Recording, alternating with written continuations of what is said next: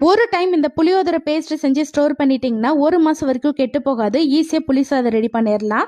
அதுக்கு ஒரு 100 கிராம் புளிய சுடு தண்ணியில ஒரு அரை மணி நேரத்துக்கு ஊற வச்சிருக்கேன். இதை நல்லா கெட்டியா கரைச்சு ஃபில்டர் பண்ணிக்கோங்க. அடுத்து இது கூட 1 டீஸ்பூன் மஞ்சள் தூள் சேர்த்துட்டு நல்லா கலந்து விட்டுக்கலாம். அடுத்து சிம்பிளான பொடி அரைக்கணும். நான் ஸ்கிரீன்ல மெஷர்மெண்ட் கொடுத்துருக்கேன், செக் பண்ணி பார்த்துக்கோங்க. எல்லா பொருளையும் வானல்ல சேர்த்துட்டு லோ ஃப்ளேம்ல ஒரு 2 நிமிஷத்துக்கு நல்லா ஃப்ரை பண்ணிட்டு இதை அப்படியே மிக்ஸி ஜாருக்கு மாத்திட்டு பவுடர் பண்ணிக்கோங்க.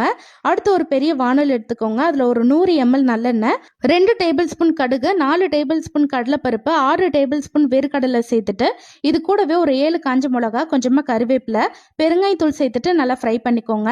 அடுத்து இதுல கரைச்சி வச்ச புளி கரைசல், தேவையான உப்பு, பொடி பண்ணி வச்ச பவுடரையும் சேர்த்துட்டு மீடியம் ஃப்ளேம்ல ஒரு 10 நிமிஷத்துக்கு நல்லா கொதிக்க விடுங்க. இப்ப லைட்டா திக் ஆகுது.